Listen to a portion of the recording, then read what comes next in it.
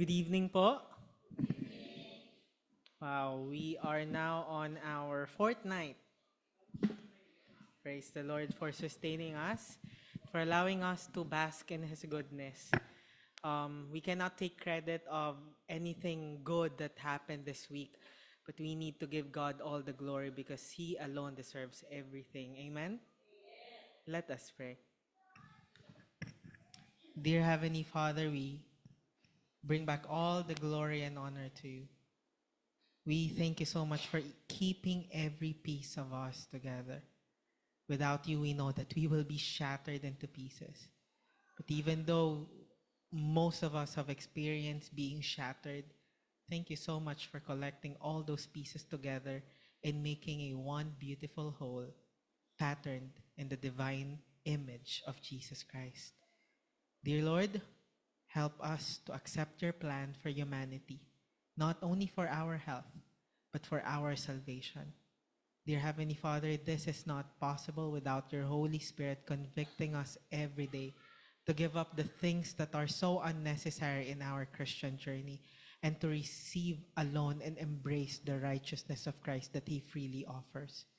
Dear Lord, tonight, as we open your words, as we learn about the cost of missionary work through the sanctuary and through the life of Jesus Christ, I pray, dear Lord, that you will give us heavenly wisdom so that we can discern spiritual things that you are about to teach us. And help us that as we learn these things, it won't stop here. But as after this service tonight, we will never be the same again. That we will desire more and more to be like Jesus Christ. That we will also desire to share the truth to other people. It's not possible without you because without you we can do nothing. But with you, as Philippians 4:13 promised, we can do all things through Christ. We thank you in Jesus' name. Amen. Right? We have been journeying in the sanctuary. First night, we saw the pattern of the New Start principle from creation, from the Exodus journey, getting out of Egypt, going to the promised land, and even establishing and repeating the principles of New Start to give everyone a new start in the sanctuary. And we have also learned that even the structure of the sanctuary is a model for our bodies because you are fearfully and wonderfully made. And last night we went inside the sanctuary in the outer court and we saw the important lessons in the two elements, which is blood and fats. And tonight we will be continuing our journey.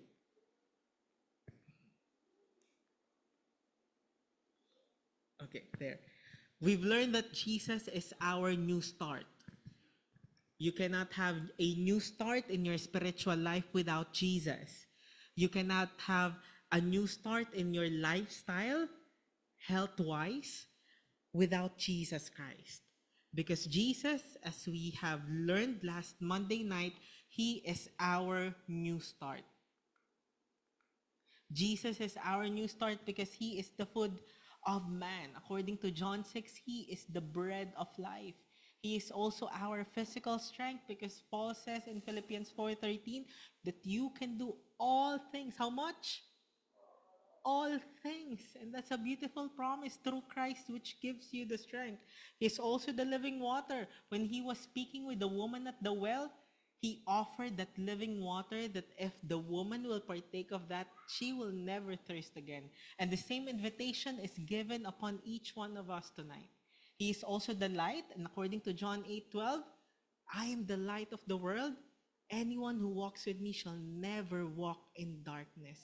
And even though people kept on accusing Him, they found nothing wrong with Him. And He is also the breath of life. John 10:10, He came that we may have life and that we may have it more abundantly. He is also our rest. He invites us, those who are tired, come to Him and He will give you rest. He is also our godly trust, because when we trust in Him, we know that it will increase our faith and deepen our relationship with Him. John 10:10 says, can you recite it with me? 1, 2, 3, go. I am come that they might have life and that they might have it more abundantly. But open your Bibles, because this is only the second part of the verse. There is the first part that we also need to remember and be aware of. Friends, John chapter 10, verse 10. There are two things here. Yes, Jesus came to give us life coming from His beautiful love for us, and that we might have it more abundantly. But the first part is something that we also need to know. John 10:10. Are you there? Okay. The who? The thief cometh not, but for to what? Steal. Next, to kill and to destroy. We have an enemy, a roaring lion seeking whomever he may devour. So we must be on guard in our spiritual life, in our health life, in whatever aspect of our lives, friends. Dahil merong magnanakaw sa inyo para patayin ka at para buwagin ka. Pero ang Panginoon dumating para bigyan tayo ng buhay. Pero, the truth of the matter is, there is still a thief. But the good news still is, hindi natin kailangan matakot sa magnanakaw na yan, which is in reality is Satan, because God, though the devil will kill, God gives life. Total opposite. So tingnan natin if the life of Jesus is a new start for all of us believers, and to those who will or who want to receive Him as his or her personal Savior. Jesus' life is also patterned after the sanctuary. Pastor Ivor Myers has a beautiful presentation on this. You can search it on YouTube. It's entitled The Blueprint, the Earth's final movie. And so Jesus' life is also patterned in the sanctuary. Let's review the sanctuary. What can you see in the outer court? Upon entering the gate, what is the article? The altar of burnt offering. And then the water element, what's that? The cleansing laver. And then the three articles in the holy place, the food item, the table of shewbread, and then the seven lamp candlestick, the one that gives light in the holy place. And of course, we have the altar of incense, and then in the Holy of Holies, we have the Ark of the Covenant. You know, when Jesus planned together with the Father and the Holy Spirit the plan of salvation, He was the one who volunteered Himself to go down the earth and save all people. Angels were volunteering. But Jesus said, no, your blood won't suffice. Only my blood could atone for all the sins of humanity. And so, being the King, going down to earth, we have that. And the heavenly throne of God is the most holy place. And so, Jesus came from heaven. And then, He was born here on earth as a simple person. He lived a sanctified life. The Word was His priority. You would see Him in a solitary place early in the morning praying. And He was the light to the world. And then, of course, upon doing that, He was baptized to be a role model for all of us. And Jesus spent His life saving and saving and saving. And then, He died as a sacrifice. But how about being a human up to ascension, to His work as our high priest? We may see that. Saan po ipinanganak si Jesus Christ? Sa sabsaban, He was born among animals. He was born as a sacrifice. He knows that. And He knew that for sure when He was 12 years old. Nung hinahanap siya ng kanyang ama at ina na si Maria at ni Jose, ang sabi niya, why are you looking for me? I'm here doing my Father's business. He knew that He was born as a sacrifice. And of course, we don't have so much of the background of the childhood of Jesus except Luke 2:52, that he grew in stature in favor of men, right? And having that intelligence. And then after that, he was born among animals. Few verses about his childhood. And we saw in Matthew chapter 4, his baptism, or Matthew chapter 3. And then, of course, after the baptism, where did the Spirit of God lead him? After the baptism, the wilderness. And how many temptations were there in the wilderness? How many? And how many articles do we have in the holy place? 3. What was the first temptation? Turn the stones into bread, the table of shewbread. And then the second temptation, he was taken up on top of the pinnacle, and he was tempted by Satan to offer a presumptuous prayer. He was trying to destroy the prayer life of Christ, the altar of sacrifice, the altar of incense. And then the last temptation was like Satan showed Jesus Christ all these glorious things. In exchange of your light, I will give you this dark light. And so with the temptations, Jesus Christ used the word. He won over Satan. And then after that, he performed and he lived the law. He was the law personified. But Satan and his cunning devices, napakatuso ng kaaway. Gusto niyang sirain ang imahe ng sanktuaryo, nandyan pa rin yung mga articles. Pero gusto niya na baguhin yung ibig sabihin ng lahat ng yan.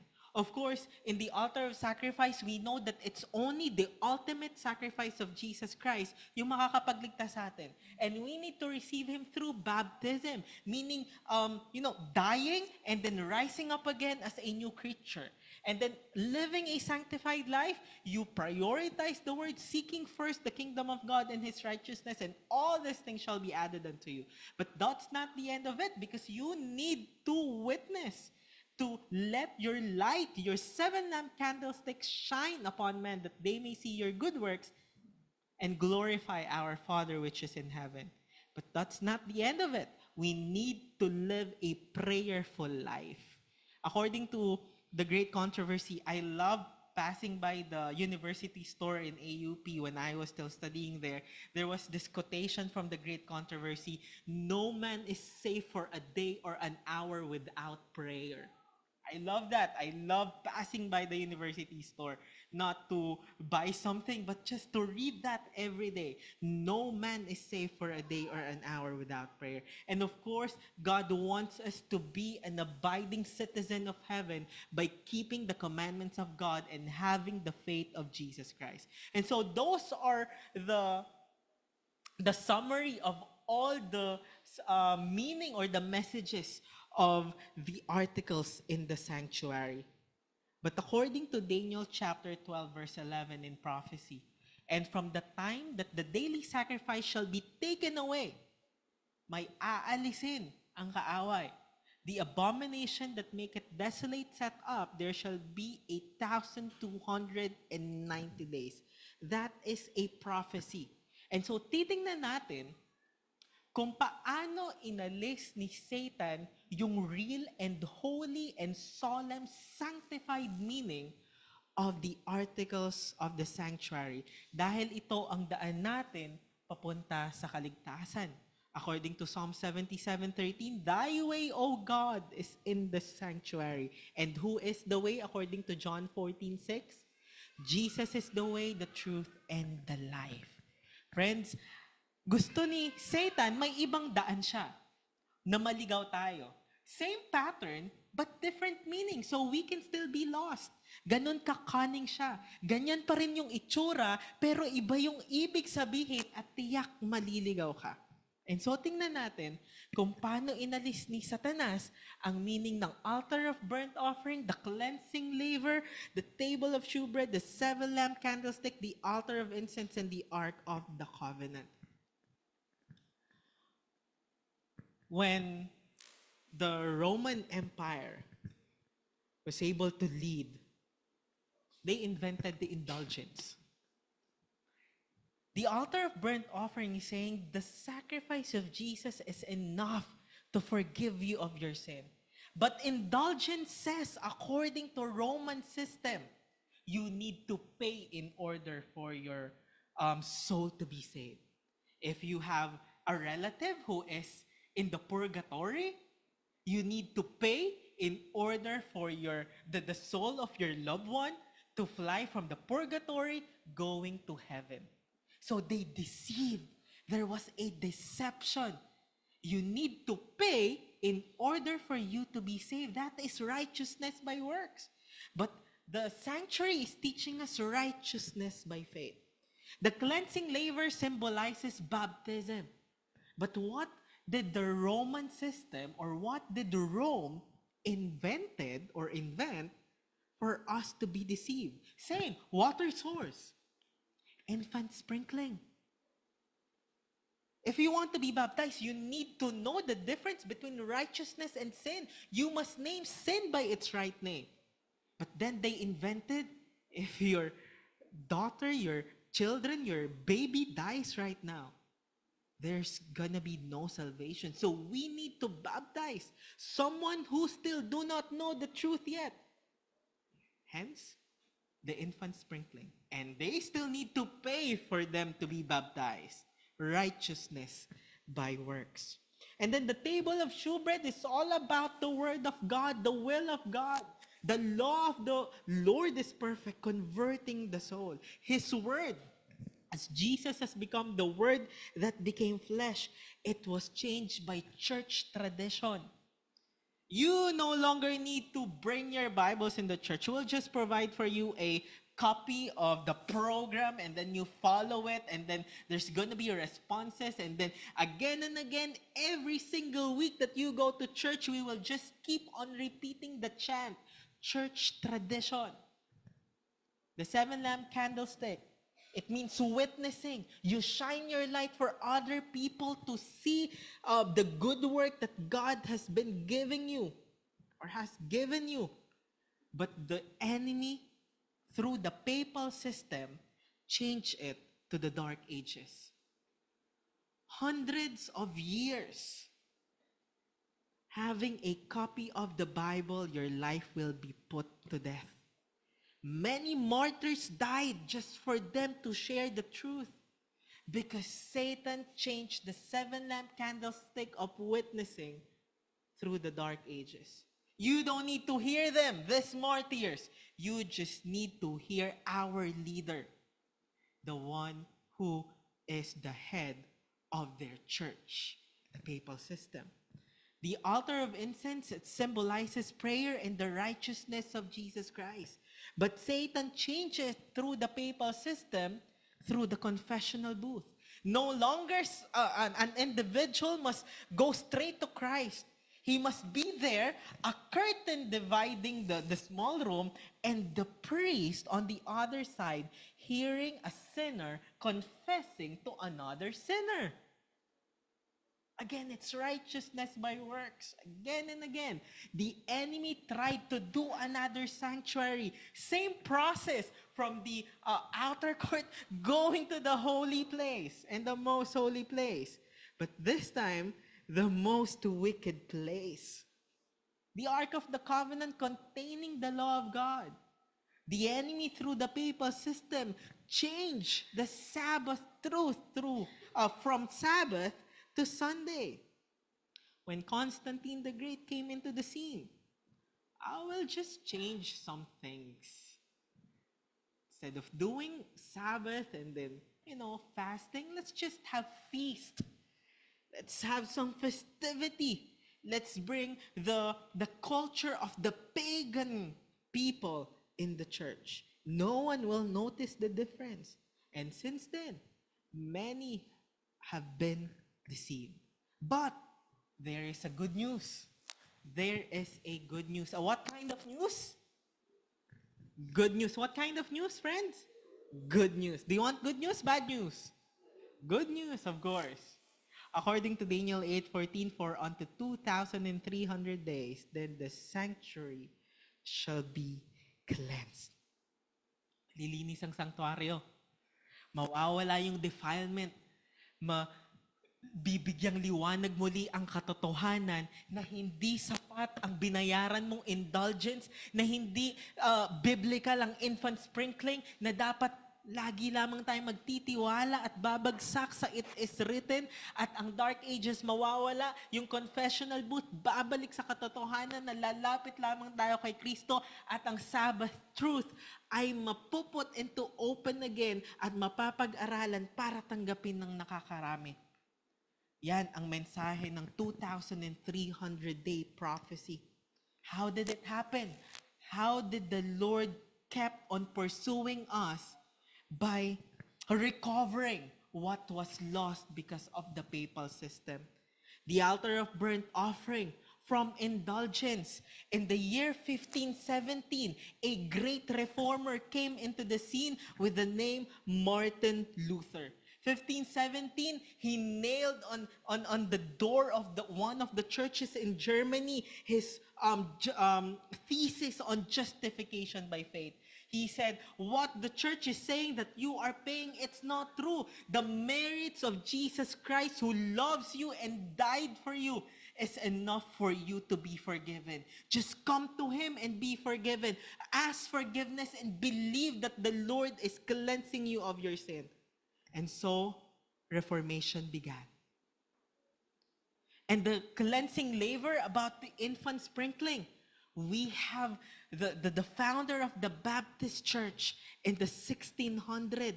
And so, ang kanilang main doctrine is that, why do we have infant sprinkling? That's not biblical. What biblical is that what Jesus did and what He taught. You immerse yourself in water, die the death of Jesus Christ, leave your old self and bury them in the water and come out as a new, beautiful creature patterned in the beautiful character of Jesus Christ. And of course, the table of shewbread, John Wycliffe, the Lollards, they emphasize that church tradition must not be followed because most of the church traditions are not biblical. So John Wycliffe, as one of our reformers in the 1300s, he read the scriptures and said, what the papal system is teaching is not the truth. And so he recovered, God recovered through him the truth of the Word of God, that we need to live by every word, not church tradition. And of course, the 7-lamp candlestick that gives the light in the holy place, that was changed by Satan through the papal system, through the Dark Ages. We have John Wesley, the Methodist Church. In the 1700s, especially 1798, the horn was cut. That's why they named themselves the Methodist. They have the method of shining the light, of reaching to many people and sharing the gospel truth. And then the altar of incense was recovered by the Presbyterians. The confessional booth is not biblical. We don't need someone who is a sinner hearing our sin and confessing our sins to that sinner who is also full of darkness in the heart. We need to come back to Jesus. Go straight to Jesus if you sin, and He will hear you and cleanse you from all of your sin, because He is faithful and just to cover you of His righteousness. Then after that, there's only one article remaining, friends. The Ark of the Covenant, which contains the law. The Sabbath that was changed to Sunday.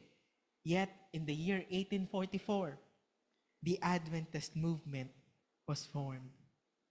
Not yet the Seventh-day Adventist, but people from different denominations, from the Lutherans, the Baptists, the Lollards, the Methodists, the Presbyterians, even the Roman Catholics, they believe that Jesus is coming again. 50,000, according to the great controversy, 50,000 left their churches and awaited for the second coming of Jesus on October 22, 1844. But what happened? They were disappointed. But the good news is, the law was recovered. Amen? Is there another place after the most holy place? Wala na. Aren't you glad that as Seventh-day Adventist, we have a prophetic birth certificate. That you are part, I am part of prophecy. And a prophecy must be fulfilled. And so the Lord, through this church, fulfilled what is in the most holy place, the recovery of the law. No longer is the first day of the week observed as God's holy day, but the Sabbath of the fourth commandment was restored. But everything has a cost. Jesus must die for us to be able to recover everything. He must be the perfect example. But what happened on the cross? Let's have some behind the scene from the spirit of prophecy. Testimonies for the Church, page 209, paragraph 3. Even doubts assailed the dying Son of God. Wow. Even doubts assailed the dying Son of God. He could not see through the portals of the tomb. Bright hope did not present to him his coming forth from the tomb a conqueror and his Father's acceptance of his sacrifice. The sin of the world, with all its terribleness, was felt to the utmost by the Son of God. Naramdaman ng Panginoong Hesukristo ang sakit at ang bigat ng kasalanan. The displeasure of the Father for sin, naramdaman niya. And its penalty, which is death, were all that he could realize through this amazing darkness. Yun lang yung nasa isip niya. Yung gaano kabigat ng kasalanan, kung gaano ka-hate ng kanyang ama ang kasalanan, at yung kabayaran na to, which is death na kanyang makakamtan at ma-experience. He was tempted to fear. He was tempted to fear that sin was so offensive in the sight of his Father that he could not be reconciled to his Son. The fierce temptation that his Father had forever left him caused that piercing cry from the cross, my God, why hast thou forsaken me? Eli, Eli, lama sabachthani. Continuing. Faith and hope trembled in the expiring agonies of Christ, because God had removed the assurance he had heretofore given his beloved Son of his approbation and acceptance. So yung pag-asa at pananampalataya nagtremble sa Panginoong Jesucristo, but the Redeemer of the world then relied upon the evidences which had hitherto strengthened him. So saan siya nag-rely? Sa mga ebidensya ng kanyang ama na mahal siya. That his Father accepted his labors and was pleased with his work in his dying agony as he yields up the precious life.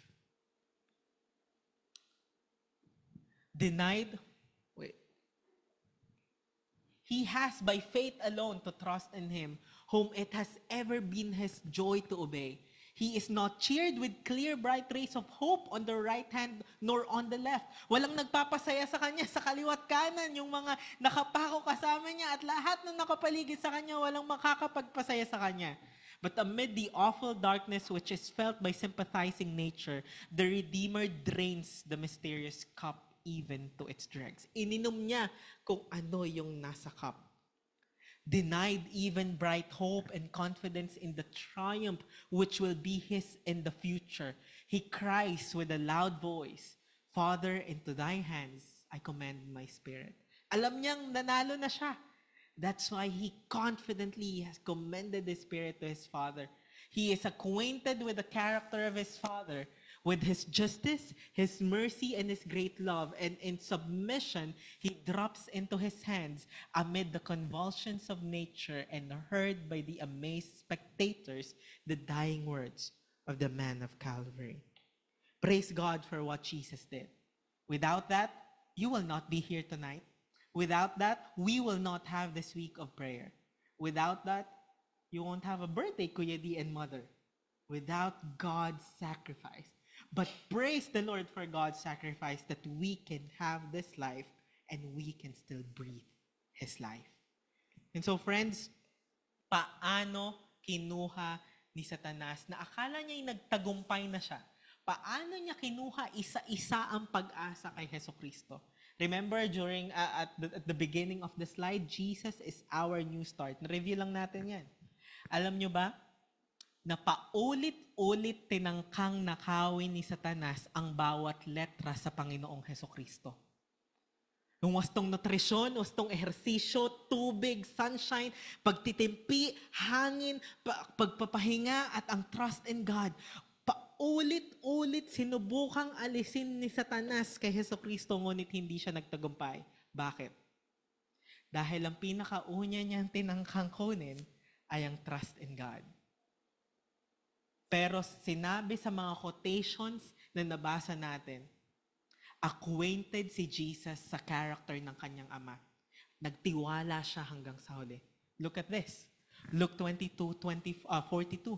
Father, if thou be willing, please remove this cup from me. Nevertheless, not my will, but thine be done. Nagtiwala siya na kahit alam niyang grabe yung pagsubok na pagdaraanan niya from Gethsemane up until the cross of Calvary. Nabi niya, not my will. I surrender, Lord. I surrender, Father. So, dahil sa una pa lang na desisyon ni Hesukristo na magtiwala sa Ama, kahit anong gawin ni Satan na alisin ang new star, nandun pa rin yung tiwala niya sa kanyang Ama. Na kahit hindi na siya makakain, na kahit fatigue na yung abutin niya, na kahit mauhaw siya, na kahit balutan siya at palibutan ng dilim, na kahit hindi na siya makahinga, magtitimpi pa rin siya at mamamahinga sa tiwala niya at pag-asa sa kanyang Ama. Look at this. How did Satan try to remove air from Jesus? Look at this from the Desire of Ages, page 760, paragraph 2.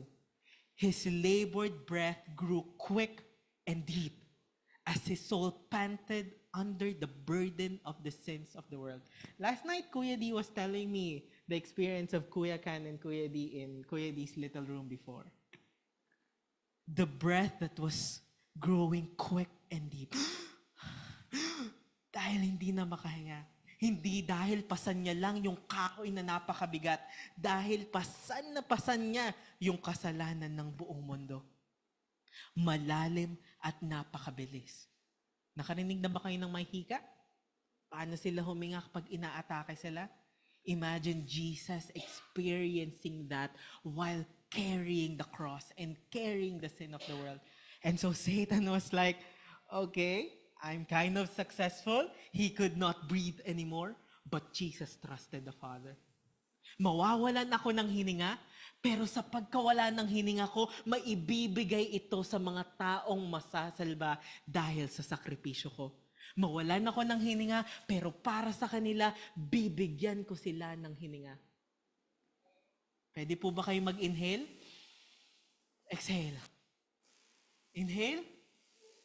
That is an evidence that Jesus saved you and is continually saving you. Paano siya nawalan ng exercise? You know, Jesus is a very, very strong man. He's the carpenter's son.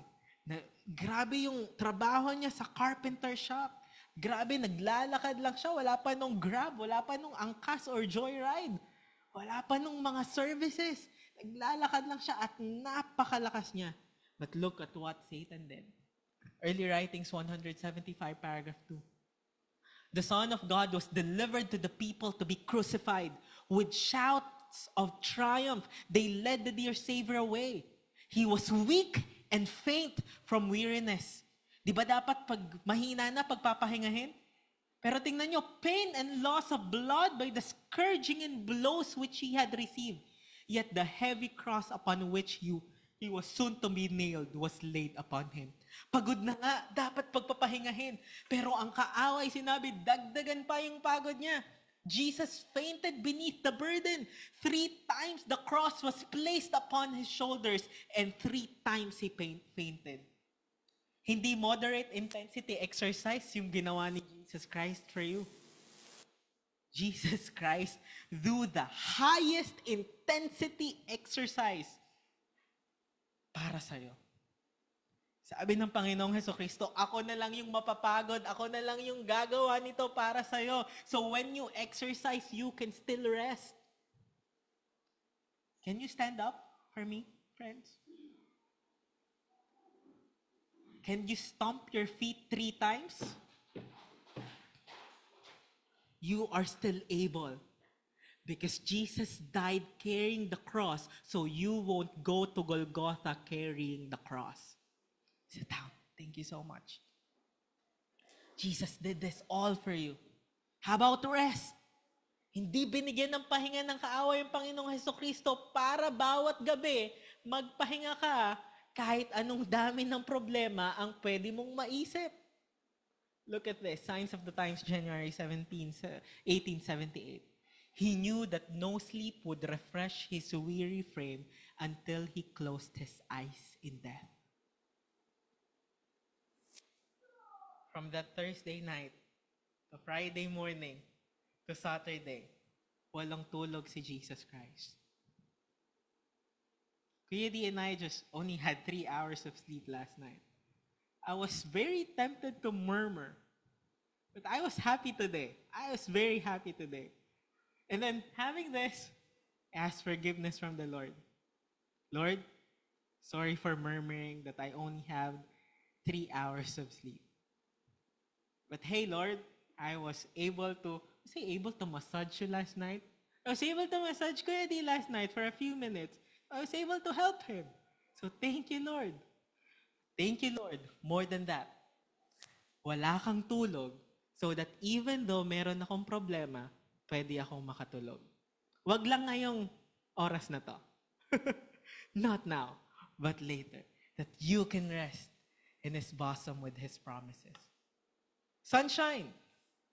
Di ba sunshine? Nagpapasigla sa isang katawan, nagpo-produce ng vitamin D, kaya nag-activate ng vitamin D sa katawan mo para maging masigla ka. Ganun yung nangyari sa wilderness.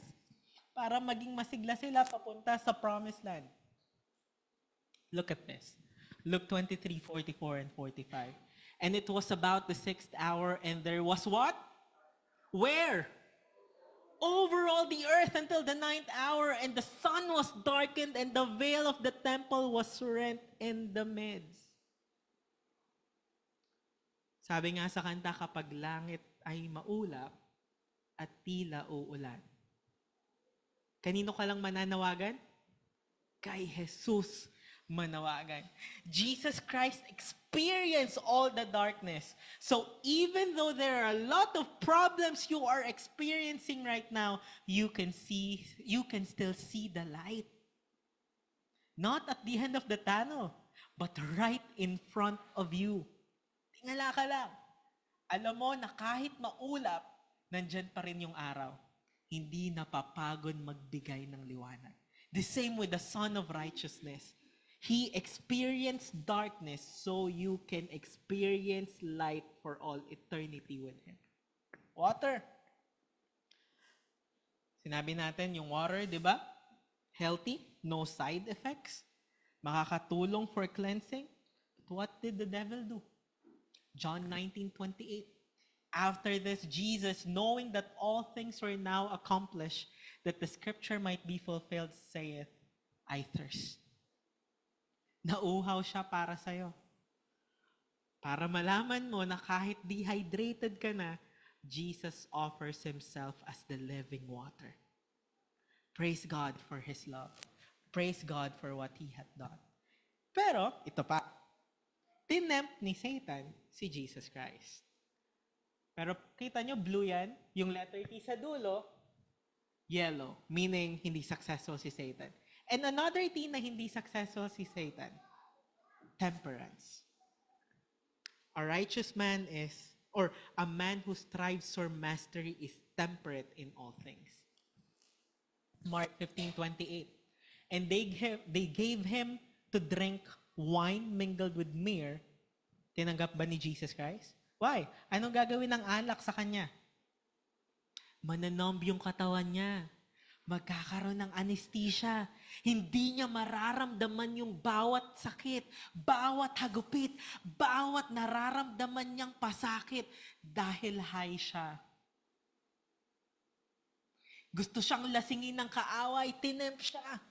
And so this gives us a promise na kahit lasinggero may pag-asa kay Hesukristo. na kahit drug addict may pag-asa kay Hesukristo. Dahil ang Panginoong Hesukristo nagbigay ng magandang ehemplo at halimbawa na kahit tinempt siya o tinukso ng kaaway para hindi niya maramdaman yung sakit, hindi niya ito tinanggap. Naramdaman niya bawat lagitik, bawat sakit, yung pawis na tumutulo dun sa sugat, napakasakit. Yung mga sand o mga buhangin o mga alikabok na dumidikit sa kanyang katawan every time na matutumba siya sa pagbubuhat ng krus, naramdaman niya ang bawat sakit. And so Satan could not accuse him, you did not experience it all. You cheated, but God did not sin. Jesus experienced it all. Nutrition? Psalm 69:21, a prophecy. They gave me also gall for my meat, and in my thirst they gave me vinegar to drink. Gall here is translated as opium. And opium is a kind of drug. Anong nang gagawa ng opium? I don't know. I have not tried opium and I will never try opium. Don't plan to try it. But Satan gave opium to Jesus as his meat. Pero hindi successful ang kaaway. Friends, tinangkang alisan ng kaaway ang Panginoon ng bagong pag-asa, ng bagong panimula, pero hindi siya successful. Para kanino? Para sa'yo, para sa akin. Para mabuhay tayo at para araw-araw meron tayong pag-asa na ang bagong panimula ay ibinibigay sa atin. Friends, New Start is not a joke. New Start is not just invented by the health ministries of the General Conference. It has its biblical foundation. Jesus, as our New Start, was tried to be killed, but the enemy was not successful. That is the cost of medical missionary work. To our physicians, medical practitioners, medtechs, nurses, whatever your work is in the medical field, there is a cost. All true healing, whether it's a miracle, na niluhuran mo yung may sakit at gumaling, whether it be because of an obedient and loving nurse who is assisting the patient, whether the minister kneel down to pray for the sick, whether it comes through the services of our beloved physicians and nurses, all true healing comes from God, because God is the creator and our restorer. But what does it cost God to heal? What does it cost God to recover all of the articles in the sanctuary? What does it cost God to heal? Let's see in the Bible. Matthew chapter 8, verses 16 and 17. When the even was come, gumabi na, they brought unto him many that were possessed with devils, and he cast out the spirits with his word, and he healed all that were sick. That was verse 16. Here comes verse 17. That it might be fulfilled, yung nangyari, para ma-fulfill yung sinabi ni Isaiah, saying, Himself took our infirmities and bare our sicknesses. Anong sinulat ni Isaiah? God, Jesus Christ, must take our infirmities and bear our sicknesses. What does bear mean? Take upon himself. Binitbit niya. It means he carried. Binitbit niya, pinasan niya. He took your infirmities and carried your sicknesses. This is why John the Baptist said in John 1:29, Behold the Lamb of God which taketh away, or carried away, or beareth away the sin of the world. Friends, Jesus Christ came not merely to take away our sins, but also to take away our sicknesses. Because sicknesses are a result of sin. It took the divine Son of God to accomplish both. In fact, yung kasalanan at sakit, sin and sickness, have their common denominator. They bear to each other the relation between cause and effect. Cause, may ginawa ka, may resulta, the effect. Naglasing ka, mawawala ka sa tamang pag-iisip. Cause and effect. Nag-drugs ka, tas nagmaneho ka, nabangga ka. Cause and effect. Kasalanan, merong cause and effect. Yung sakit, may cause and effect. Maghapon, kumain ka ng napakatamis lahat ng candy binili mo. Anong resulta? Pwedeng sakit sa ngipin, pwedeng tumaas yung sugar mo, or kahit anong sakit, pwedeng ma-develop. Cause and effect. They bear to each other that relation. But Jesus came to bear, to take, to carry all the sin in the world. Not only sin, but according to the prophecy, bear your sicknesses. According to Matthew 8:17, Himself took our infirmities and bare our sicknesses. Alam niyo ba that Jesus needed to suffer in order for you to get well? In order for you to be in health. And whether your sickness is malaria or cancer or pneumonia or ulcer, whatever your sickness is, Jesus must suffer and die in order to provide healing for you. This is the message that we want to study tonight. Lahat yan na-recover. Inalis ni Satan, pero para maibalik ni Jesus Christ, He needed to die. Inalis ni Satan yung health mo, but in order for you to be healthy again, spiritually and physically, Jesus needed to die. If it seems too much for us to think about, there's no greater love to pay that kind of great price to get you well. That's why, ine-encourage tayo, 1 Corinthians 6:20, you are bought with a price. Therefore, glorify God in your body and in your spirit, which are God's. Why? Because He Himself took all of your sicknesses. Ngayon, kumain ka ng mamantika. Sabihin mo, wala ka namang nasasaktan, wala kang inaapakang ibang tao. You don't see what lies ahead, but Jesus does. Alam niya na kapag pinagpatuloy mo yan, araw-arawin mo yan, kinakain na hindi healthy, alam niya na magsasuffer ka sa bandang huli, at siya kasama mong magsasuffer. Because He Himself took our infirmities and bear our sickness.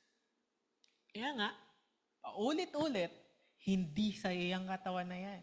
Ipinahiram lang yan sa'yo. Therefore, glorify God. How do you get rid of diseases according to this verse? Who needs to take it away? Jesus Christ. Jesus Christ must carry it away. Parang kasalanan. Kaya mo bang patawarin ng sarili mo at alisin ang kasalanan mo? No. The same thing with sickness. Do you just ever wish sometimes when you are sick to throw your sickness away, but you simply cannot do it? Because Jesus needs to take it away from you. Another one, Matthew 9:35.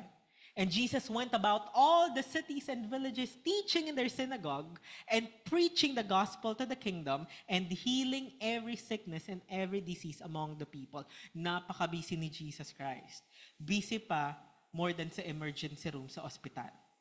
Diba? Nakakita na ba kayo na ranasan nyo na bang matarayan ng nurse o ng attendant sa ospital? Pero si Jesus, look at Jesus' attitude. Napakaraming lumapit sa Kanya. Hindi lang siya nanggagaling, nagtuturo pa siya sa synagogue at nagpipreach pa siya ng gospel. And then every day, nag-heal siya. According to the spirit of prophecy, Jesus Christ in His lifetime spent more time in healing than preaching. Napaka-busy niyang tao. Pero sa dami ng nag-i-inquire sa Kanya at sa dami ng taong lumalapit sa Kanya para humingi ng tulong, ito yung attitude niya. But when He saw the multitudes, He was moved with what? Compassion on them because they fainted. And so to our doctors, physicians, nurses, whosoever is helping in the hospital, this must be our attitude. In the hospitality desk, upon entertaining the significant others or the helpers of the sick person that is being delivered in the hospital, Jesus Christ was so busy. But when he saw all those people who are in need of help, he was moved with compassion. The heart of Jesus went out in tender love. Tandaan niyo po yung encounter ni Jesus sa bleeding woman? How many years was the bleeding woman bleeding? 12 years. Right? 12 years. She went from this physician to another physician and could not find healing. Then one time, she had the plan. If I may only touch the hem of his garment. At anong reply ni Jesus? I perceived that a virtue was gone out of me. Jesus was not indulging in fantasy. In order to bring that blood, that life current into that woman's life, Jesus needed to pay for it. Not that day, but in the near future, on the cross. Look at this. That I may know him, page 48. Christ alone was able to bear the afflictions of many. In all their affliction, he was, anong pakiramdam niya? He never bore disease in his own flesh though. But in all their affliction, he was afflicted. Sa lahat ng nararamdaman mo, nararamdaman niya. So wouldn't it help you sa ating health message na alam mo na yung sakit mo nararamdaman ni Jesus? Wouldn't you be more careful in what you eat? In what you do to your body? In what you put inside your body? Dahil kung anong mararamdaman mo, hindi man ngayon, pero bilang resulta ng ginagawa mong mali sa katawan mo, mararamdaman din ni Jesucristo. He will always, always feel that. Jesus Christ never broke the laws of health. The same way he never broke the moral law. But that's the mystery of it. Nararamdaman niya yung sakit na nararamdaman mo. He is our Savior from sin. And He is our physician who feels every affliction that we experience. He never bore disease in his own flesh, but he carried the sickness of others. With tender sympathy, he looked upon the suffering ones who press about him. He groaned in spirit as he saw the work of Satan revealed in all their woe. And he made every case of need and of sorrow his own. Pinersonalize niya yung problema ng ibang tao. Inangkin niya yung sakit ng ibang tao. Look at that. He made every case of need and of sorrow his own. Eh sabi na Joms, kapag may problema ka at may nararamdaman kang sakit, you're not the only one experiencing that. I am experiencing that. So it's a beautiful message that you could share to your lola. To someone who is bedridden. To someone who cannot get out anymore because they're sick. Na nararamdaman din ni Jesus ang nararamdaman nila. Christ feels the woes of every sufferer. When fever is burning up the life current, He feels the agony. Ako po ang pag nagkakasakit ang pinakamaarting alagaan. Hindi mapatayo, hindi mapakain, pero gusto kong tinitreatment ng hydrotherapy. Napakahirap kong alagaan, lalo pag napakataas ng lagnat ko. Pero ito ang nagpabago sa attitude ko. When fever is burning up the life current, he feels the agony. Na hindi lang ako yung nahihirapan. Merong akong tagapagligtas sa langit na nahihirapan din. Habang ako ay nahihirapan, nararamdaman niya din yan. So para hindi na mahirapan yung nag-aalaga sa akin, alam ko na may nahihirapan na sa taas para may tumulong sa akin. I need to be cooperative. He made just the highlight. He made every case of need and of sorrow his own. No multiplicity of numbers distracted him. Kahit gaano karaming nahihirapan, walang nakadistract sa kanya nun. Pinersonalize niya yung sakit nila. No anguish overwhelmed him. Focus siya sa mission niya. With a power that never quailed he cast out the evil spirits that possess mind and body, while the pain of the sufferers thrilled through his whole being. Habang may pain yung mga nagpapagamot sa kanya, naramdaman niya yon. It thrilled his whole being. The power of love was in all his healing. He identified his interest with suffering humanity. After niyan, it speaks the story of Lazarus. Sino may kilala kay Lazarus? Namatay, right? And then pagdating niya doon, 4 days delayed, sabi ni Mary and Martha, if you could have been just early, buhay pa sana yung kapatid namin. But look at this. In all this conflict with the power of evil, there was ever before Christ the darkened shadow into which he himself must enter. Ever before him was the means by which he must pay the ransom for these souls. And here comes Lazarus, his story. When he raised Lazarus from the dead, nung binuhay niya si Lazarus sa pagkakahimlay, he knew that for that life, he must pay the ransom on the cross of Calvary. In exchange for the life that he gave, his life must be taken away. In exchange for the blood that he replaced from the past 12 years na nawala dun sa babae na nagdurugo, he needed to pay his blood. Sa bawat mata na pinagaling niya, sa bawat pipi na binigyan niya ng pagbalik ng mga salita, sa bawat kamay na kanyang pinagaling, sa bawat paa na pinatayo niya ulit, may kabayaran at ang kabayaran nun ay ang kanyang buhay sa krus ng Kalbaryo. Hindi siya pwedeng pumunta lang sa presohan at sabihin, okay ka lang ba dyan? Ang sasabihin niya, laya ka na, ako ang papalit sa'yo. There's no greater love. There's no greater love than that. 2 years ago, I read a story that years ago, nung uso pa yung pagta-transfer ng blood directly from one person to another, merong isang lalaki na kailangan niyang salinan ng dugo yung kanyang kapatid na babae. At habang nakahiga siya sa bed, tinitingnan niya yung kanyang kapatid na babae na sasalinan ng dugo galing sa kanya, papunta directly sa kanyang kapatid na babae. Tinanong niya yung attending nurse, "What time will I die?" Anong oras po ako mamamatay? Alam niya na may mawawala sa kanya para maibigay sa kapatid niya. That's what Jesus did. Binigyan ka niya at siya ang nawala.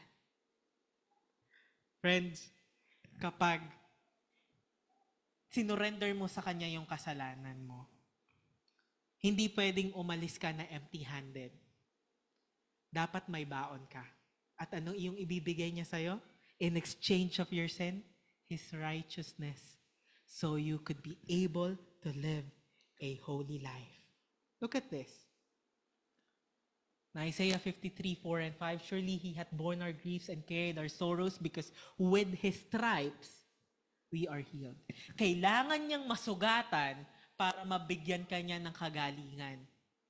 Kailangan niyang mamatay, mawalan ng buhay, para ikaw magkaroon ng buhay na walang hanggan. And how many of us think that this is an unfair bargain? Lord, ang unfair naman. Is it unfair? Na ibibigay mo yung cherry mobile mo in exchange of iPhone 15 Pro Max 1 terabyte? Tapos sasabihin mo, I love my cherry mobile na alphanumeric keypad.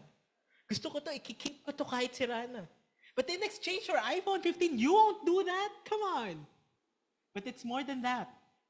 Jesus is saying, give me your wounds. I'll give you my life. And how many of us would like to still cling to our wounded past? Lord, gusto ko pa rin tong akapin. Gusto ko pa rin maramdaman yung sakit. But the Lord is saying, just give it to me. I will give you a bright future. But the condition is to give it to him. How many of us are so selfish that we don't want to give it to him? Jesus died for you. And Jesus experienced it all. How? How do I know? Jesus Christ experienced a lot of diseases from Friday to Saturday. Skeletal disease. How? Look at this. Psalm 22:14. I am poured out like water and all my bones are out of my joint. Sakit nun. Nabalian siya para sa'yo. He experienced skeletal disease. He also experienced weakness and dehydration. My strength is dried up like a potsherd, and my tongue cleaveth to my jaws. Nakadikit na yung kanyang dila sa kanyang panga dahil tuyot na, wala na siyang tubig sa katawan. And thou hast brought me into the dust of the earth, according to the prophecy in Psalm 22:15. Jesus experienced many kind of diseases para malaman natin na experience ko yan. So when you experience that, you know how I felt. And you know how I want you to be healed. Because I died for your sin and for your sickness. Circulatory disease, friends. My heart is like wax. It is melted in the midst of my bowels. The stress of our sins and the dehydration of his blood would have caused Jesus an increase in blood pressure due to the thickening of the blood and a more rapid heart rate. Dahil pasan-pasan niya yung krus at ang ating kasalanan, grabe yung pag-palpitate niya, na-experience niya yan, and he experienced circulatory disease and also integumentary disease. For dogs have compassed me, and assembly of the wicked have enclosed me. They pierced my hands and my feet. Breaking of the skin open would have led to infection. Also, he would have had a bad inflammation dahil sa mga laceration at sugat niya. Nervous disorders. Diba, nararamdaman mo yung pain through the ending of your nerves. And from the top of his head down to the sole of his foot, lahat yan, naramdaman niya yung sakit. Lahat ng pain receptors ng hinig dahil sa sugat na natamasa niya. Immune disease. Grabe yung immunity niya, mataas yan. Pero it was weakened due to the influence of the suffering, his suffering of our sin, and his separation from the Father. He was dehydrated, nothing to cleanse him that time. No? And nagkikripple yung white T cells niya and causing the pathogens in the body to contaminate yung kanyang katawan. Nervous disorders, kidney problems. Having no water has given him the strongest kidneys a beating. Wala siyang tubig, dehydrated siya. It also places him under the stress, yung kanyang puso. He was pure and uncontaminated by any disease. Not one stain of sin was found upon him. He stood before the world, the spotless Lamb of God. When suffering humanity pressed about him, he who was in the health of perfect manhood was as one afflicted with them. Let me say this very quickly. This is a great mystery. How come God did not sin, Jesus did not sin, and yet he carried all of our sin, and yet he did not sin?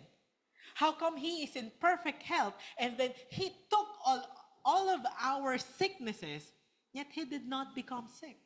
But he experienced all those kinds of diseases for all of us. Friends, the only hope, I cannot explain this. This boggles my mind. How can this be possible? Jesus needed to suffer in order for me to have life. For my last quotation, The Desire of Ages, page 25, paragraph 2. Christ was treated as Jomar deserves, that Jomar might be treated as Jesus deserves. Jesus was condemned for Jomar's sins, in which Jesus had no share, that Jomar might be justified by his righteousness, in which Jomar had no share. Jesus suffered the death which was Jomar's, that Jomar might receive the life which was Jesus's. With his stripes, Jomar is healed. Can you say that? With Jesus' stripes, insert your name, healed. Can we recite that with your name? 1, 2, 3, go. With his stripes, Jomar is healed. Say your name. One more time. 1, 2, 3, go. With his stripes, Jomar is healed. It's not too much for Jesus. It might be too much for us to do. But when we receive this message, it changes the way we do missionary work. Not just medical missionary work, but any other kind of missionary work. Na pag magtuturo tayo sa ating BVS, na may makulit na bata dyan, alam natin na naiintindihan siya ni Jesus, and we would try our best to understand and love that one little individual, for that individual to know the love of Jesus Christ. Na kapag nag-iinarte yung inaalagaan nating may sakit, kapag ino-offera natin ang lugaw at inalis at tinapon yung pagkain sa harap natin at tayo ay nabasa ng lugaw o ng kung anong ino-offer natin pagkain, hindi tayo,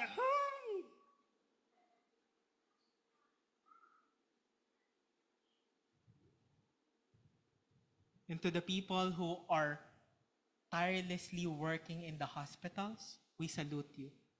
But please, know this, that the essence of medical missionary work is not to earn a living. It is to save souls. It is to save people na kung hindi na marinig sa ospital yung right message of the gospel, uuwi silang healthy sinner, not healthy saints. We ought to be healthy sinners, not healthy saints. And so here comes our prayer every night. Lord, can we pray this? Can we recite this? 1, 2, 3, go. Lord, prepare me to be a sanctuary, pure and holy, tried and true. With thanksgiving, I'll be a living sanctuary for you. Lord, you died for me. Help me to die for others as well. If healing will take all of my finances away, then let it be. If giving a Bible study will take all my money away to gas up my sasakyan para makapunta sa Bible study, then take all my money away. If giving a hydrotherapy to someone will take all my time away, then let it be. Pero Lord, please save that soul. Save that soul. God wants us to close our eyes this time. Can you close your eyes? Imagine you're the one who is sick. Ikaw yung may sakit.